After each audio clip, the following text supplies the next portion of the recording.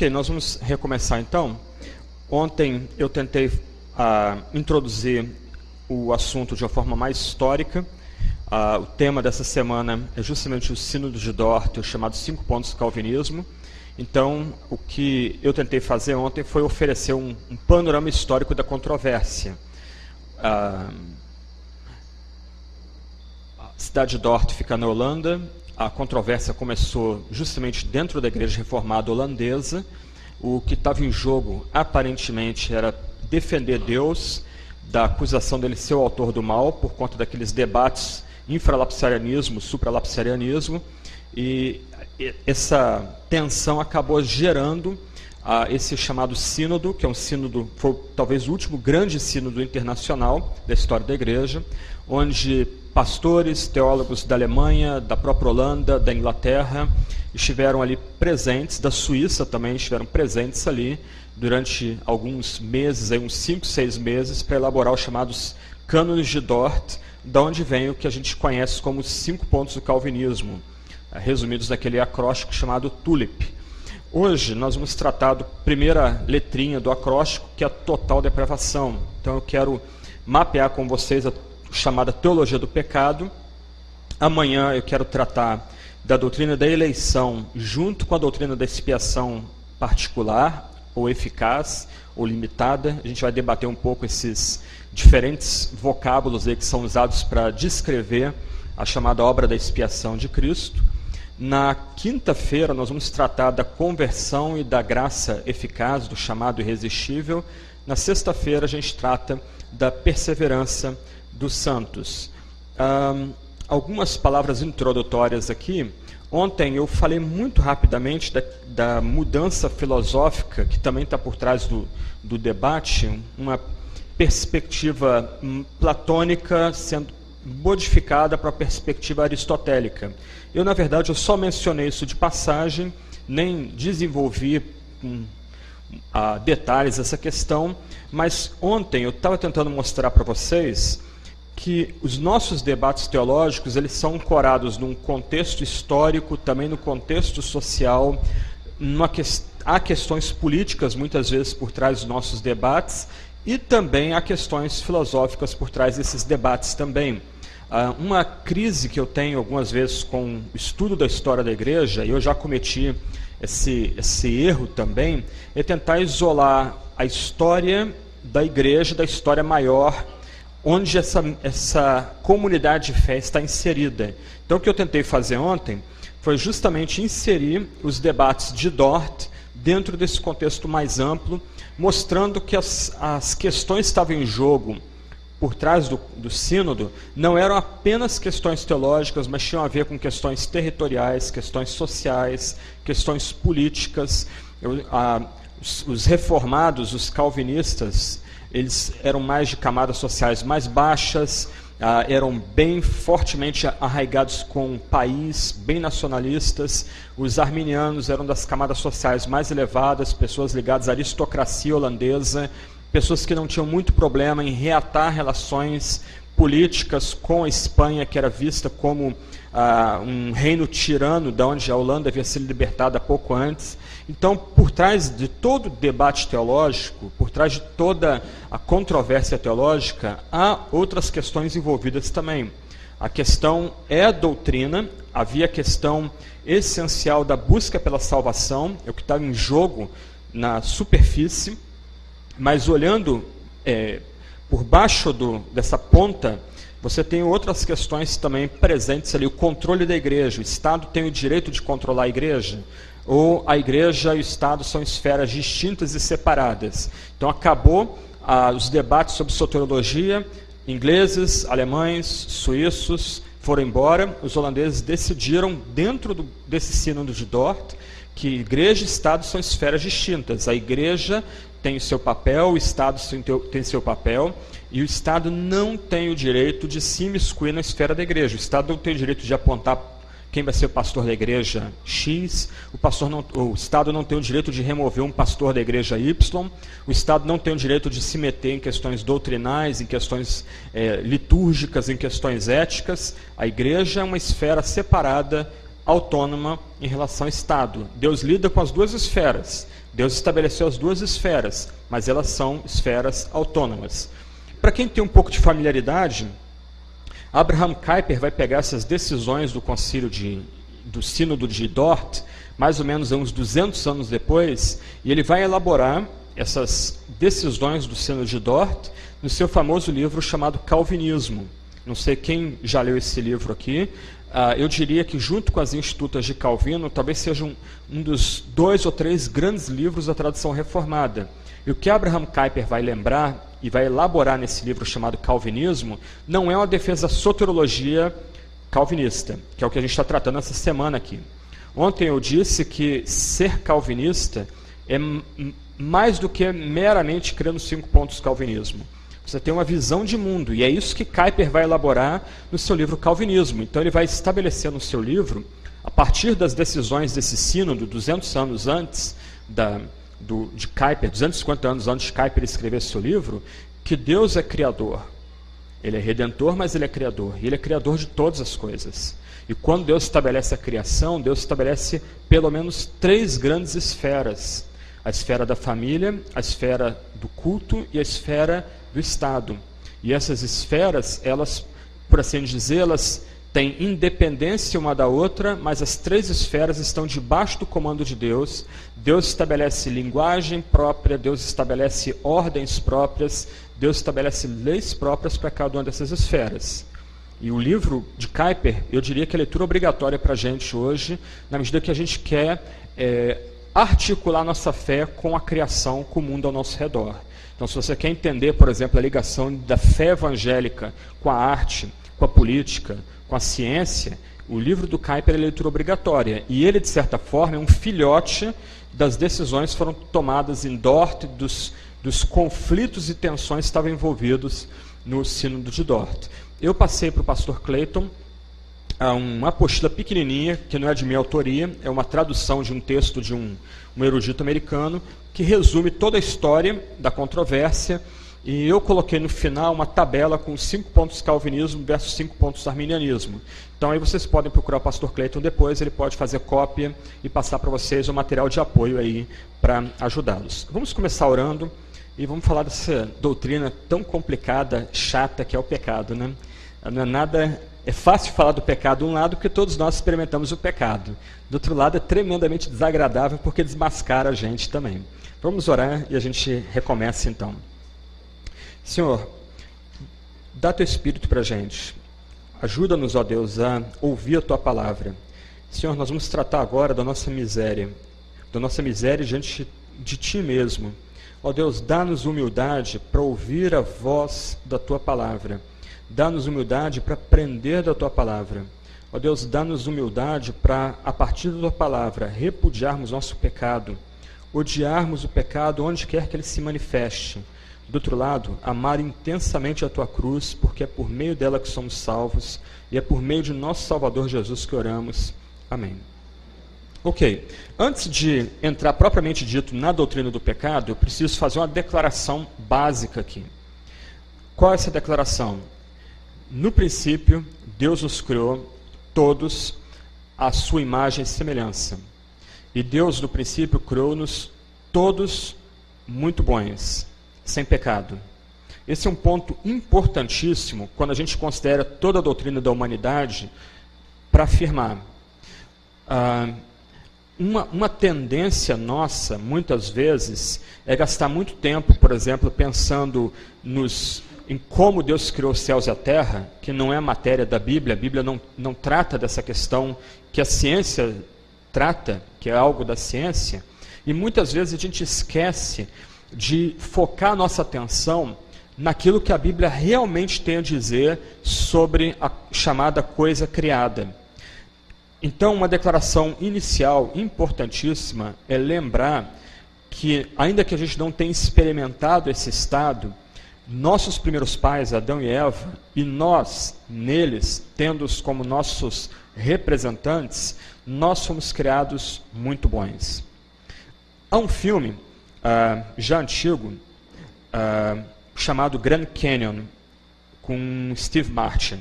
É um filme, acho que final da década de 80, começo da década de 90. Ele tem uma cena muito interessante. há um blackout na cidade de Los Angeles e o personagem do Steve Martin, ele tenta pegar um atalho para chegar na casa dele, ele entra num bairro mais barra pesada e o carro dele morre naquele bairro. E ele fica morrendo de medo ali, o carro está ali arriado, ele liga para um guincho e ele fica esperando o guincho. Nesse meio tempo, alguns marginais cercam o carro dele e começam a ameaçá-lo, dizendo que vão depenar o carro, vão ameaçando a vida dele. Enquanto eles estão ali, chega o guincho. E quem está no guincho é o Danny Glover, aquele ator famoso que fez Máquina Mortífera. E o Danny Glover, ele para o guincho, começa a descer aquele braço mecânico, coloca o braço mecânico embaixo do carro, ele está fazendo o trabalho dele. E os marginais param, todo mundo fica meio boquiaberto com a aparente ousadia do Danny Glover e diz, cara, o carro é nosso agora. O cara perdeu, o branco perdeu, o carro é nosso. Pode ir embora. E o Danny Glover levanta a camisa, tem uma pistola automática embaixo da camisa e diz o seguinte, olha, eu posso usar isso aqui. Vocês não têm isso, eu tenho. Mas vocês já pensaram que essa situação não era para ser assim? Vocês não estão ajudando ele aqui. Vocês vão assaltá-lo. Ok. Essa noção de não era para ser assim, ela ilustra bem o drama da nossa humanidade. De um lado, todos nós experimentamos pecado. O meu professor de teologia dizia que era a única doutrina que não precisava ser provada. Se nós tivermos vergonha na cara, a gente vai reconhecer que todos somos maus e pecadores. E mesmo justificados por Cristo, a gente continua lutando com o pecado e com a maldade. Mas, do outro lado, não há em todos nós uma espécie de memória ou lembrança de algo idílico. Quando a gente lê uma situação trágica, parece que nossa memória nos arrasta a um tempo que a gente não viveu e parece que a gente suspira, olha, já foi melhor, ou não era para ser assim. Por que isso? Porque ainda que a gente não tenha provado o jardim, ainda que a gente não tenha experimentado Gênesis 1 e 2, todos nós estávamos em Adão. E nele nós fomos criados homens e mulheres à imagem e semelhança de Deus, fomos criados homens e mulheres sem pecado e como coroa da criação. Então, antes de falar de pecado, é necessário falar da nossa dignidade em como Deus os criou como homens e mulheres, a sua imagem, a sua semelhança. Como Deus estabeleceu o homem e a mulher como seus vice-regentes. Você já imaginou que privilégio? Homem e mulher são colocados no paraíso, naquele ambiente idílico, naquele santo jardim, para serem os vice-reis da criação. Homens e mulheres, à luz de Gênesis 1, 26 e 27, foram criados para serem, ou para terem culto, para celebrarem a Deus, para terem comunhão com Deus, para viverem intimidade com Deus. Homens e mulheres foram criados para constituir família, para crescer, se multiplicar, se procriar. Homens e mulheres foram criados para dar ordem à terra, dar nome aos animais do campo, dar significado para o novo jardim, não só para arar o campo, mas para cuidar, para dominar, para ter poder. Só que a situação mudou. Alguma coisa bagunçou profundamente esse quadro. Mas a primeira questão que a gente tem que lembrar é que nós fomos criados à imagem e semelhança divina. É isso que confere dignidade ao pior pecador. Isso que confere também responsabilidade ao pior pecador. E aqui um comentário paralelo, um grande desafio para nós crentes é retomar essa noção da responsabilidade moral de cada indivíduo. Nossa sociedade, por uma série de razões filosóficas, sociológicas, que não vem ao caso agora, ela simplesmente minou completamente essa noção de que nós somos moralmente responsáveis pelas decisões que tomamos. Você vê isso muitas vezes em crimes. O advogado de defesa sempre vai tentar levantar uma série de dúvidas razoáveis e arrazoados para tentar mostrar que o facínora, o criminoso, o malvado, ele não teve a culpa no que ele fez. Foi a sociedade que o embruteceu, foram seus pais que embruteceram, mas é interessante notar que, na medida que essa noção da responsabilidade pessoal do indivíduo vai sendo minada e destruída na sociedade, o próprio conceito de dignidade pessoal e de justiça também vai sendo minado e vai sendo destruído. Por exemplo, de um lado, o criminoso ele tem uma série de salvaguardas e proteções, mas quem fala pela vítima? O criminoso, bom, ele puxou uma arma, ele conseguiu uma arma, ele matou fulano, matou cicrano, matou beltrano, mas olha, ele veio da favela, ele era carente, o pai dele o violentou, a mãe não deu amor para ele, foi criado pela avó, cedo já estava no tráfico. E as vítimas? Quem fala pelas vítimas? Quem dá voz às vítimas? A vítima foi um mané, estava no lugar errado, hora errada, passa para outra, vamos contar outra história. Então, na medida que essa noção de responsabilidade vai sendo minada, a própria dignidade do ser humano vai sendo minada também. Morre-se muito fácil no nosso país. Aliás, mata-se muito fácil no nosso país. Mas por quê? Porque perdeu-se a noção de que o ser humano ele tem uma dignidade intrínseca, inerente a si mesmo. Ok? Isso é baseado no quê? Em Gênesis 1 e Gênesis 2. E disse Deus, façamos o homem à nossa imagem, conforme a nossa semelhança, domine ele sobre os peixes do mar, sobre as aves do céu, sobre o gado, sobre os animais selvagens e sobre todo animal rastejante que se arrasta sobre a terra. E Deus criou o homem à sua imagem, a imagem de Deus o criou, homem e mulher os criou. E aqui, dois outros itens importantes, antes de a gente tratar de pecado. Deus criou o ser humano, primeiro, com diferenças psicológicas e biológicas. Deus criou o ser humano, homem e mulher. E ambos, segundo ponto, homem e mulher são a imagem de Deus. Não é o homem que é a imagem de Deus, como alguns teólogos medievais sugeriam. A mulher seria reflexo do homem, o homem seria a imagem de Deus. O texto está lembrando que homem e mulher foram criados, homem e mulher juntos partilham a imagem e semelhança divina. Essa é outra noção importantíssima hoje na nossa sociedade, em que rapidamente vai criando a noção de androgenia como um ideal para a humanidade, isto é, as diferenças psicológicas e biológicas entre homem e mulher são minadas e destruídas. Deus criou homem e mulher, ambos juntos são a imagem de Deus. E aí entra um segundo ponto aqui. Homem e mulher têm igual dignidade diante de Deus. Porque ambos foram criados pelo próprio Deus, homem e mulher, e ambos juntos partilham a imagem e a semelhança divina.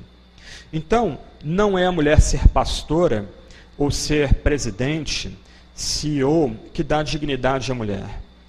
A mulher já tem dignidade per si, pelo que ela é. Porque ela foi criada à imagem e semelhança junto com o homem. Deus criou ambos e os dois têm imagem e semelhança.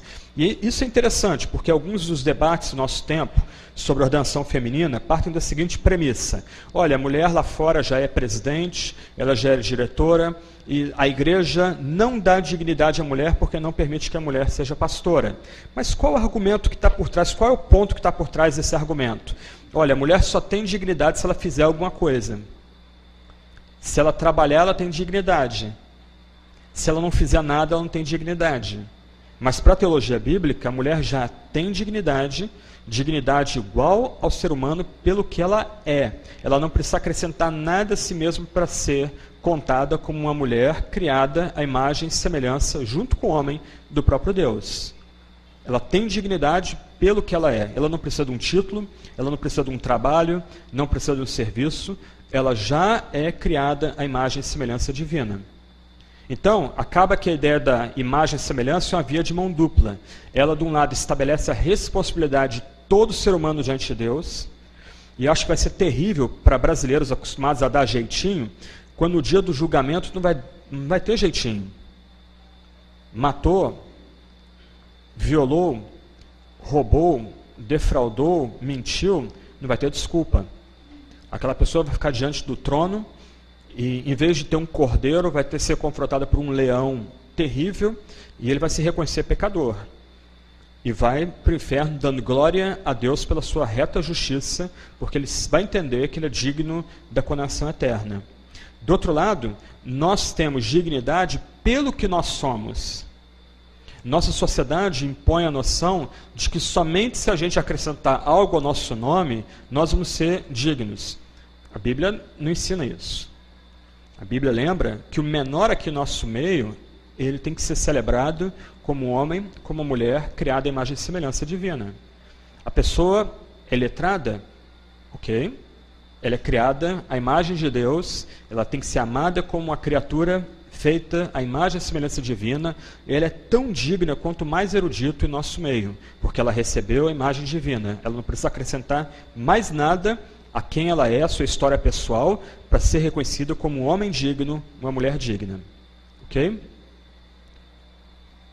Pecado. Vamos dividir a doutrina em 2 pontos principais. Primeiro ponto, pecado original. Segundo ponto, chamado pecado pessoal. Antes, eu estou seguindo basicamente a estrutura desse livro aqui, o Teologia Cristã.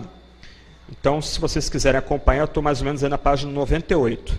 Antes, eu queria definir algumas palavras que são palavras importantes para nós entendermos a doutrina. A Bíblia usa 3 palavras para descrever aquilo que nós, de forma geral, conceituamos como pecado. As palavras são pecado, mesmo, a própria palavra, a palavra iniquidade e a palavra transgressão. A palavra pecado, a maior parte de nós aqui deve lembrar disso, basicamente significa errar o alvo, e o alvo aí é o padrão divino, a própria lei divina.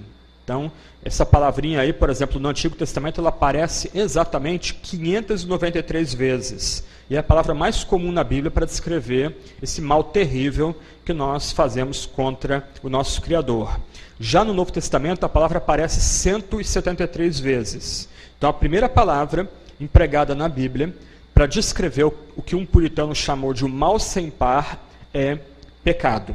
A segunda palavra empregada na Bíblia para descrever esse mal é iniquidade. O Antigo Testamento cita a palavra 231 vezes, no Novo Testamento ela é citada 25 vezes. E essa palavrinha, iniquidade, ressalta o ato do pecado, ou a ideia, ou inclui a ideia da consequência ou o resultado do próprio pecado. O pecado é iníquo. O pecado é uma iniquidade. O nosso ato mal, ele é uma iniquidade contra o Criador. E a terceira palavrinha é a palavra transgressão. Ela aparece no Antigo Testamento 93 vezes, no Novo Testamento só aparece 7 vezes. E o significado da palavra, a ideia da palavra, é muito parecida com a ideia da palavra pecado, que significa, transgressão significa violar aquilo que é exigido por Deus. Isto é, atravessar uma linha proibida, rebelião, traição, quebra da aliança. Então, pegando todas essas 3 palavras, pecado, iniquidade, transgressão, a gente precisa começar aqui a ter em mente que o nosso pecado é, em primeiro lugar, essencialmente pecado contra Deus. Quando nós pecamos, nós estamos pecando contra o Criador, contra o Senhor, contra o Rei do reino, o Rei de toda a criação. Quando nós transgredimos, quando nós cometemos iniquidade, nós estamos ofendendo a majestade do Senhor da glória. Nós estamos ofendendo aquele que enche os céus e a terra. Nós atacamos aquele que tem todo o poder. Então, as 3 palavras lembram que quando nós pecamos, nosso pecado é um pecado, em primeiro lugar, essencialmente contra Deus, o Criador, o Reconciliador, o Redentor. Então, ainda que a gente ofenda pessoas ao nosso redor, caluniando, difamando, adulterando, odiando, assassinando, no final, ainda que a gente esteja machucando um semelhante a nós, no final nós estamos pecando contra o Deus vivo, o Senhor da glória. E aqui a coisa começa a ficar complicada. Aqui a gente começa a notar que nós temos um problema, nós vemos um dilema que nenhum de nós consegue resolver por si mesmos. Qual é o ponto? Se nosso pecado é contra Deus, como um Deus que é completamente santo, puro, reto, um Deus que não tolera o mal, um Deus que odeia o pecado, pode ter comunhão com a gente? Percebem a questão? Como um Deus santo, um Deus puro, um Deus reto, pode ter comunhão com pecadores? Tornar a coisa um pouco mais específica. Como um Deus puro, santo, justo, reto, íntegro, pode ter comunhão direta, imediata com pecadores e permanecer puro, santo, reto e íntegro? Não pode. Se o nosso pecado é contra Deus e Deus é completamente santo, completamente reto, íntegro, justo, Deus derrama sua ira, seu desfavor sobre nós, porque Deus não pode ter comunhão com o pecado, Deus não pode compactuar com o pecado. Daí a necessidade de Jesus, verdadeiro Deus, verdadeiro homem, encarnar, nascer da Virgem por obra do Espírito Santo, padecer nessa terra, morrer e ressuscitar por amor a pecadores. E a gente vai tratar disso aí amanhã à noite. Mas a noção de que o pecado é pecado contra Deus já começa a destacar que nós temos um problema que nós não temos como resolver. Aonde nós descobrimos o que é pecado? Na lei de Deus dada na Sagrada Escritura. A lei que Deus nos dá, ela se torna então um duplo espelho. De um lado, nós vemos nesse espelho o reflexo da santidade absoluta de Deus. O Deus da Bíblia é um Deus preciso. Ele exige um padrão de comportamento do seu povo. Ele exige um padrão de comportamento, um modo de proceder de toda a humanidade. Deus é Deus santo e Ele exige santidade das suas criaturas. Do outro lado, quando nós olhamos a lei, outra face do espelho, o que a gente vê é a nossa completa incapacidade de cumprir os mandamentos.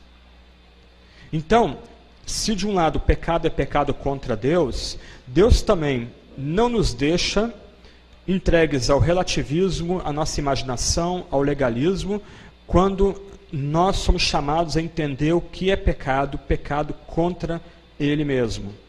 Então, eu imagino que você conhece os mandamentos. Qual o primeiro mandamento? Não terás outros deuses diante de mim. Nós violamos esse mandamento constantemente. Como Calvino diz, nossa mente muitas vezes é uma fábrica de ídolos. A gente pode não se prostrar diante das divindades da nossa cultura e da religião que está ao nosso redor, mas nós, volta e meia, erigimos nossos ídolos. Dinheiro, sexo, poder, partido, ideologia, por aí vai. A gente é ávido por ídolos. Não terás outros deuses diante de mim. Quebrou um mandamento, quebrou todos os mandamentos. Quebrou o mandamento, nós somos colocados debaixo de maldição. O que Moisés fala e Paulo repete em Gálatas: maldito todo homem que não cumprir todas as palavras da lei. Quebrou o mandamento, quebrou todos. É como uma corrente, quebrou um arco da corrente, partiu a corrente toda. Então, a Bíblia lida com muita seriedade com o pecado. Ainda que criados à imagem e semelhança de Deus, hoje nós somos pecadores. Ficou algum resíduo em nossa memória de que as coisas não deveriam ser como são. Mas hoje nós estamos, como a Bíblia diz, vendidos debaixo da escravidão. Nós pecamos contra Deus. Nós transgredimos os mandamentos divinos. Nós vivemos em iniquidade. E isso é estabelecido pela própria lei moral de Deus. Um ponto importante para tratar aqui é o chamado uso da lei. E o que eu estou destacando aqui é o chamado primeiro uso da lei. Então, a Bíblia não apoia em nenhuma página dela a noção de que, por exemplo, as pessoas do pacto no Antigo Testamento eram salvas pelo cumprimento da lei, e no Novo Testamento as pessoas são salvas pela graça de Cristo. Não há essa noção dúbia e quase gnóstica na Sagrada Escritura. Quando Deus dá a lei, em Êxodo 20, qual a primeira palavra ali? Não é o mandamento, é o prólogo. Eu amo esse versículo. Eu sou o Senhor vosso Deus que vos tirou da terra do Egito. Porque Deus salva, porque Deus é o Redentor, Ele tem o direito, o privilégio de estabelecer o que é o padrão moral para a criação, para toda a humanidade, especialmente para o seu povo. Do outro lado, ninguém consegue ser salvo pelo cumprimento da lei. A gente vê isso, por exemplo, em Romanos 3, 19 e 20. Pela lei vem o conhecimento do pecado.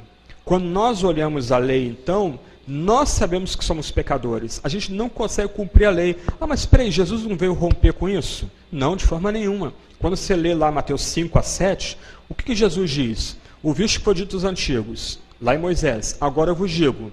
Aí ele diz lá, olha, não adulterarás. Aí ele diz agora, se alguém olhar, um homem olhar para a mulher de forma cobiçosa, esse tal já quebrou o mandamento. Ouviste que foi dito aos antigos, não assassinarás. Se alguém agora odiar o seu próximo, já quebrou o mandamento. O que Jesus está fazendo? Ele está interiorizando a lei. Jesus está querendo destacar que não basta apenas quebrar intencionalmente a lei, externamente, fora de nós. Se aqui dentro eu já quebrei o mandamento, eu sou tão pecador quanto aquela pessoa que violou externamente a lei. Eu acho que já aconteceu isso com vocês evangelizando.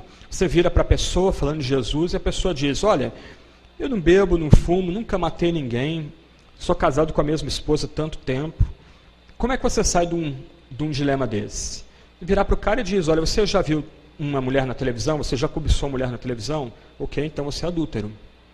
A bola do vizinho quebrou a sua vidraça, você odiou o vizinho, deu vontade de fazer uma maldade com o vizinho? Ok, quebrou o mandamento. Você matou. Isso simplesmente estilhaça o que a gente chama de legalismo. Essa capa respeitável de moralidade. Porque no final, quando a gente lembra que nosso pecado é contra Deus, e nosso pecado é uma quebra dos mandamentos que Deus mesmo revelou, isso lembra que todos nós aqui nessa sala, eu inclusive, somos todos pecadores, miseráveis pecadores, carentes, todos igualmente da graça divina. A gente não tem como comprar o favor dele. A gente não tem como barganhar com Deus. A gente não tem como tentar dar um jeitinho para chegar a Deus. Todos, aí começa a entrar o pecado original. Nascemos em pecado. E em pecado fomos criados. Ok? Pecado original.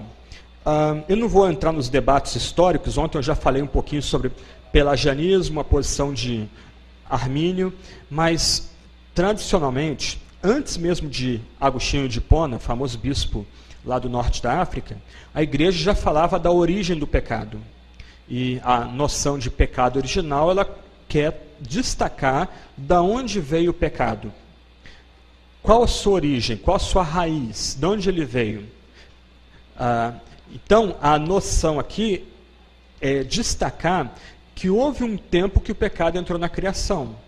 Então, Gênesis 1 e Gênesis 2 tratam da criação. Gênesis 3 até Apocalipse 20 trata da luta entre a queda e a redenção. Gênesis 21 e 22 remete a gente à renovação de todas as coisas, à restauração da criação.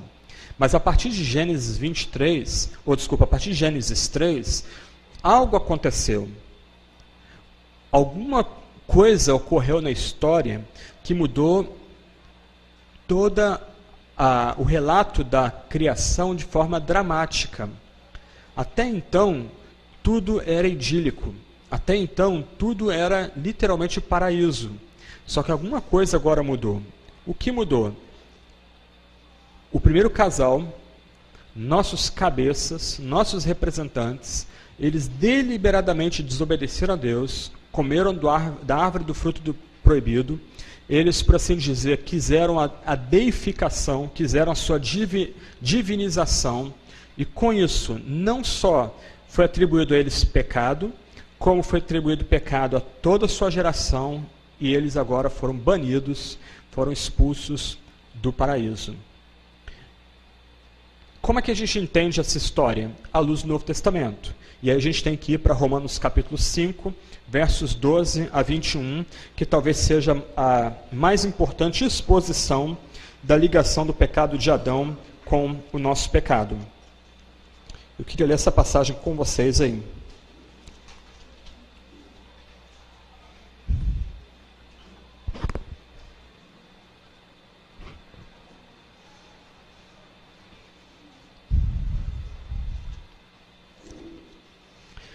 O texto é longo. Dentro da estrutura de Romanos, o texto está fechando um arco. Paulo, anteriormente, em Romanos 1, 2 e 3, ele falou de pecado. Romanos 4 e 5, ele falou da redenção. E aqui ele está resumindo todo o argumento anterior. Só que o texto é longo e a estrutura do texto é complicada. Eu vou tentar ler o texto, destacando as divisões presentes nessa passagem. Paulo começa: portanto, assim como por um só homem entrou o pecado no mundo e pelo pecado a morte, assim também a morte passou a todos os homens porque todos pecaram. A minha sugestão é que seja colocado 3 pontinhos ao final do verso 12, porque Paulo vai interromper o seu argumento e só vai retomar o seu argumento no verso 18. Ele quer esclarecer alguns pontos que ele começou a tratar no verso 12 aí. Ele começa a falar no verso 13 e 14 do que é pecado. Porque até o regime da lei, isto é, a lei dada no Monte Sinai, havia pecado no mundo, mas o pecado não é levado em conta quando não há lei. Entretanto, olha a ligação entre pecado e morte, inclusive aí.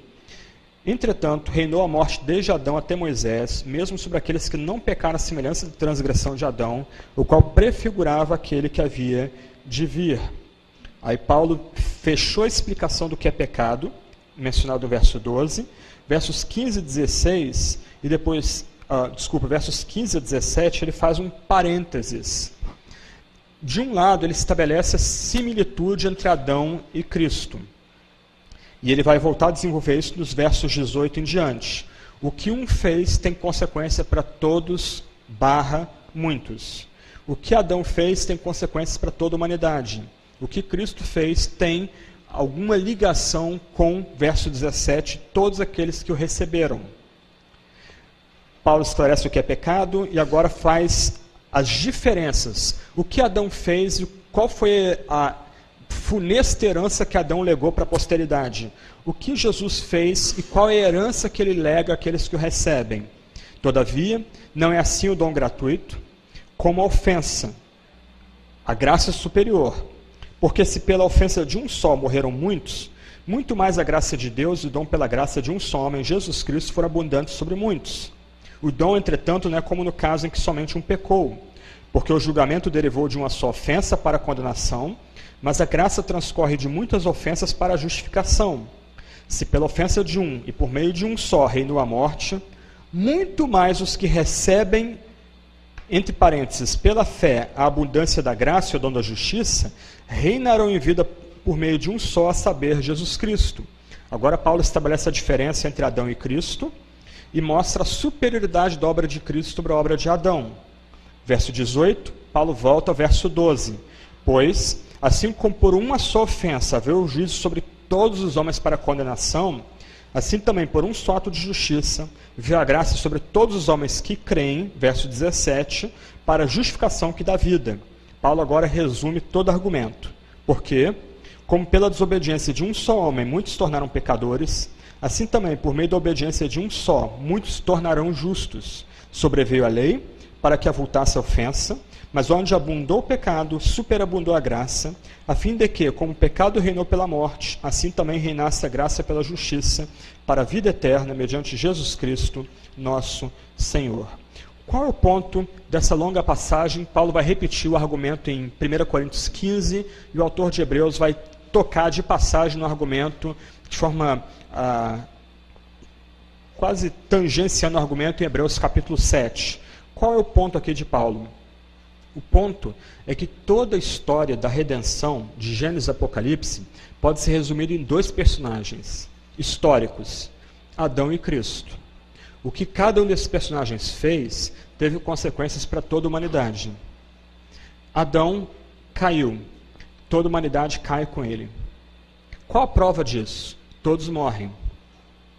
Então, aqui a gente começa a ver quão dramático é o pecado, quão terrível, quão maligno é o pecado.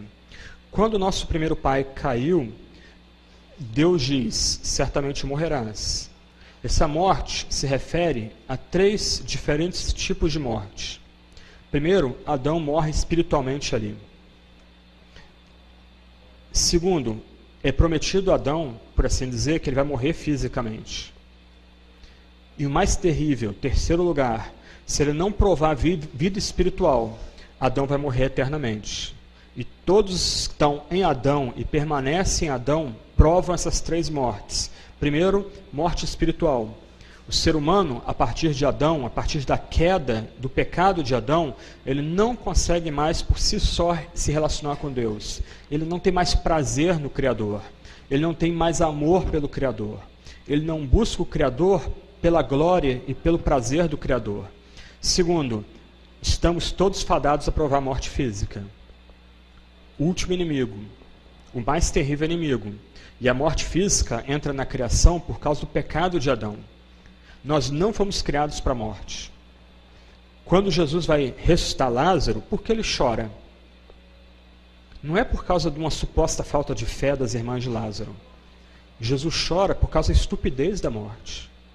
Quando Jesus está no Getsemane, qual a oração de Jesus? Afasta de mim esse cálice, mas não seja feito o que eu quero, mas o que tu queres. A morte é terrível, é uma ruptura. Na escala de 0 a 100, é a experiência humana mais devastadora, mais tensa, mais bruta. Nós não fomos criados para a morte, mas a morte há de ser vencida, se nós, nesse lado da existência, provarmos vida espiritual. Aqueles desse lado da existência que não provarem uma renovação espiritual para voltarem a ter intimidade com o Criador, a terem amizade com o Criador, provarão a morte eterna. Para usar a velha e terrível palavra, serão banidos para o inferno. Lago de fogo e enxofre. Um local onde o verme nunca morre, o fogo nunca se apaga. Um lugar de pranto e ranger de dentes. E é isso que não deixa um cristão ser cínico ou ficar louco num mundo louco como o nosso. Você lê em jornal. Ontem eu citei reportagem de corrupção em Brasília envolvendo até evangélicos. O que não deixa a gente ficar cínico? O que não deixa a gente virar bicho, se embrutecer como os ímpios ao nosso redor? Porque nós sabemos que haverá um dia de retribuição, gente. E se a igreja deixa de pregar o inferno, ela também não vai pregar o céu. E você pode ver a pregação que é mencionada ao nosso redor. Fechou a porta do inferno, vai fechar a porta do céu também. Não tem como.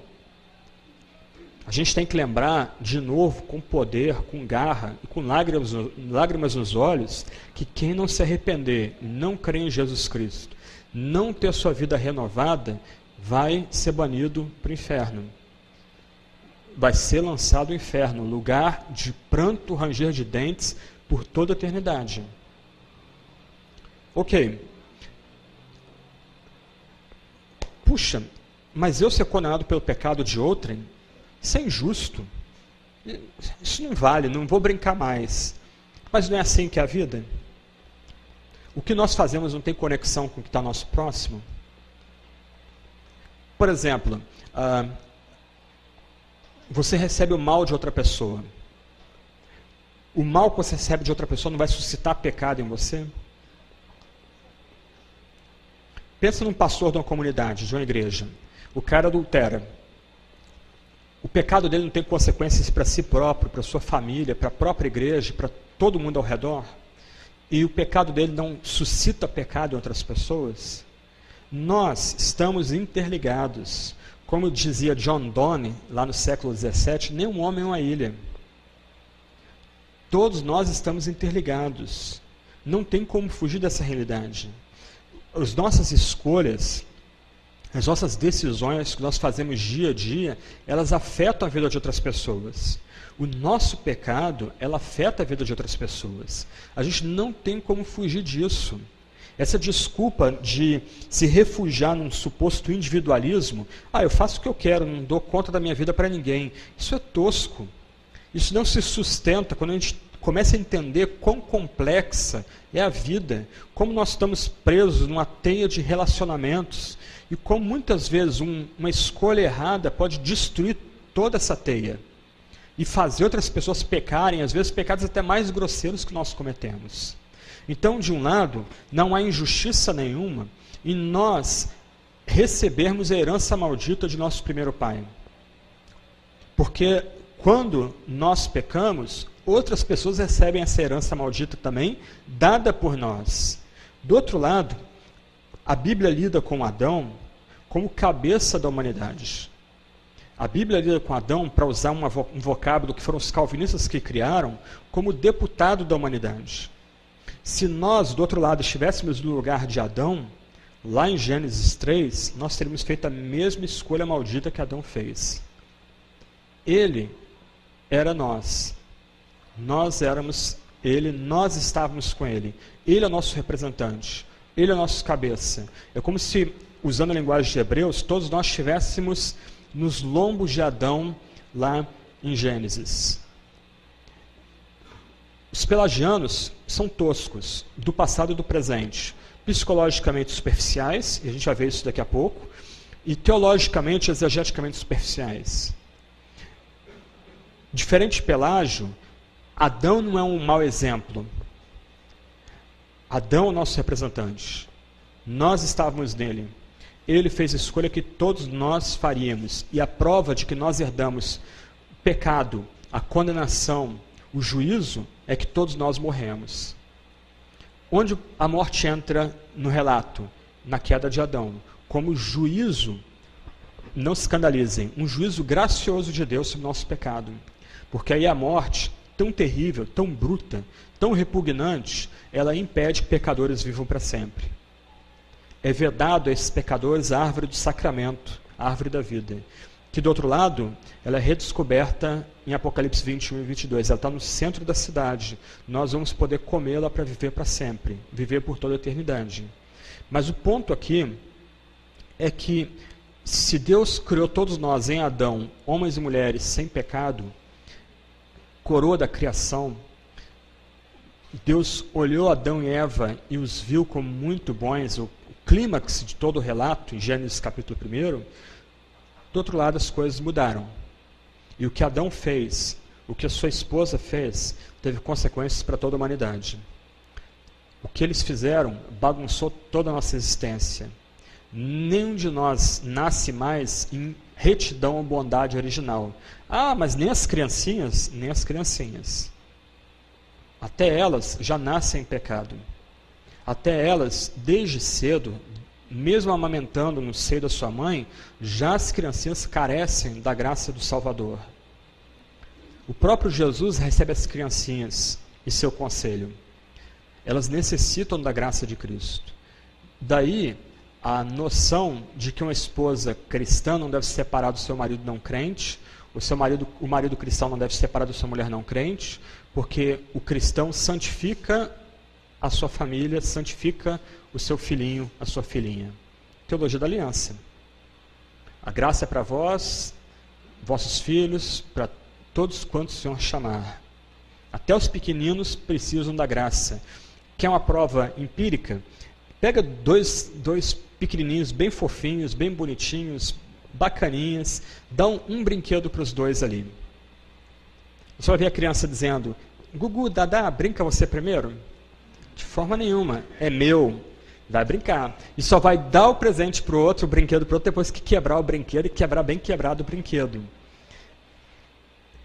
Do outro lado, presta atenção, se você não entende que mesmo o pequenino é pecador, você cedo incute no pequenino uma moral dúbia, ambígua. A arte do pequenino, com 3, 4 anos, é uma gracinha.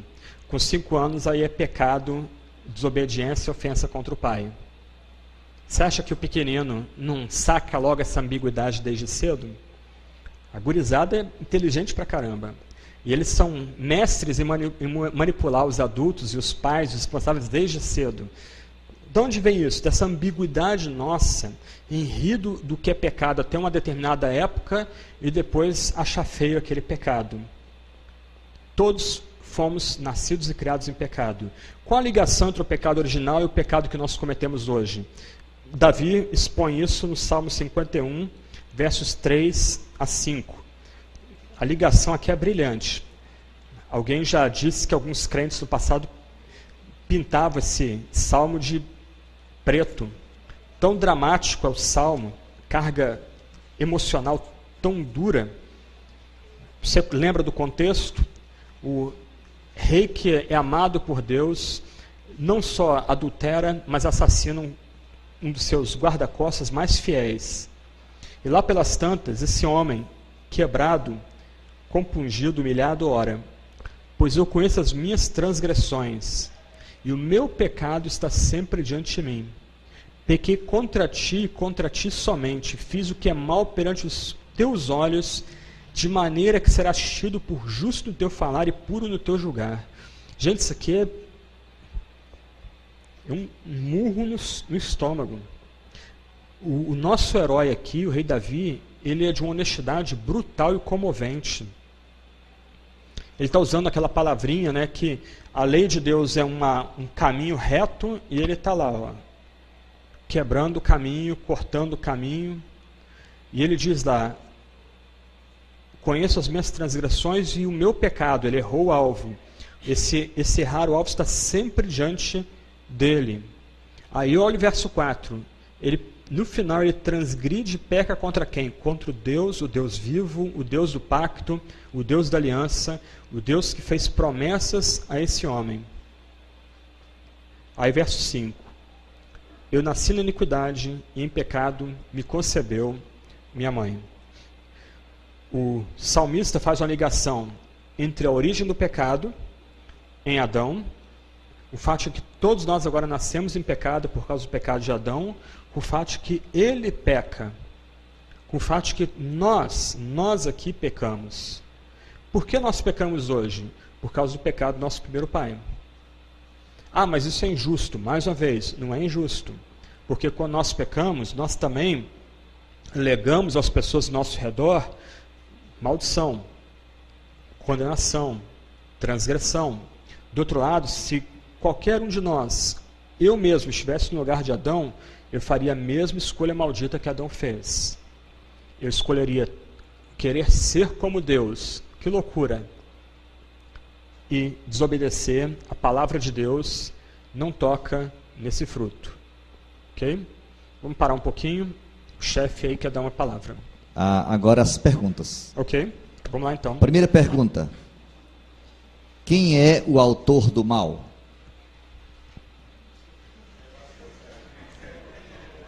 Como eu gosto muito de uma frase do Augustus Strong, ele diz mais ou menos o seguinte na teologia sistemática dele: Deus criou um anjo bom, esse anjo bom se tornou o diabo.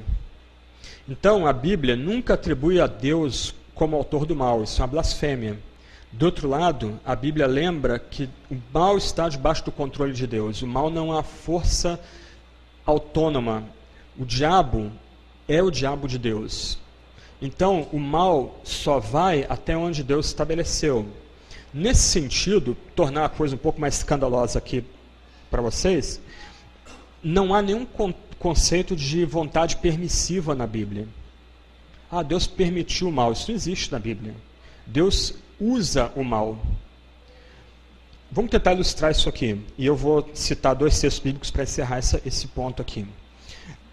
A ideia aqui é que o diabo, o pecado, a maldade é como um cachorro raivoso. E a imagem aqui é de Agostinho.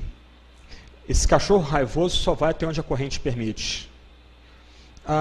Colocando de outro lado, você pode pensar, e o diabo é assim, como inimigo fanático. Mas ele só vai até onde o Senhor da criação permite. Ele acha que ele tem autonomia, ele acha que ele pode vencer, que a história é um livro aberto, só que ele só vai até onde Deus estabeleceu.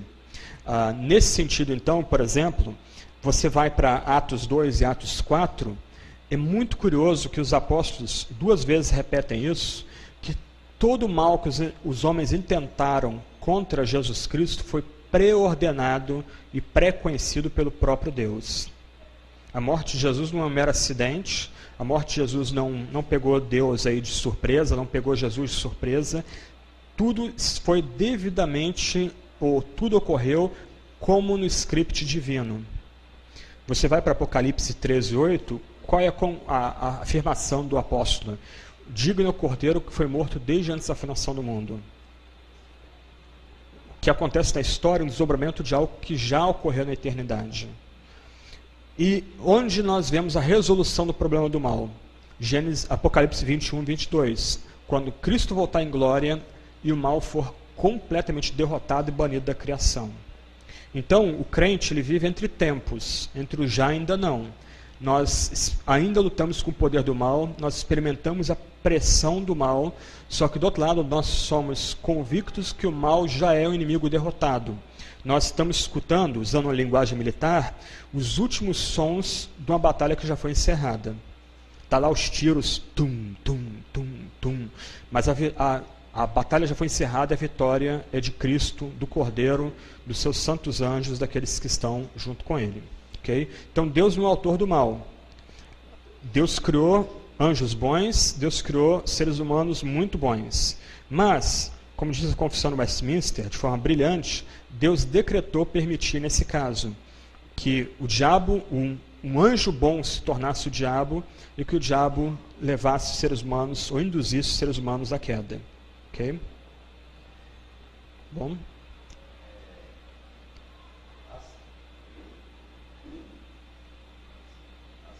Microfone. Segunda pergunta. Ok. A filosofia traz benefícios ou prejuízos ao cristianismo? Ok, deixa eu só dar uma palavra aqui, ainda sobre o problema do mal. Ontem nós lemos Romanos 8, 28 a 30. Como é que o texto abre lá? E sabemos que todas as coisas contribuem para o bem daqueles que amam a Deus. É fácil a gente abstrair esse todas as coisas e pensar nesse todas as coisas de forma geral. Mas quando você continua lendo a passagem, versos 31 e diante, quais são todas essas coisas? Fome, nudez, espada, angústia, perseguição, sofrimento. Nós servimos um Deus que atribui o mal é o mal. Não há relativismo em Deus. O mal é mal. O pecado é pecado. O diabo é diabo. E ele vai ser derrotado um dia.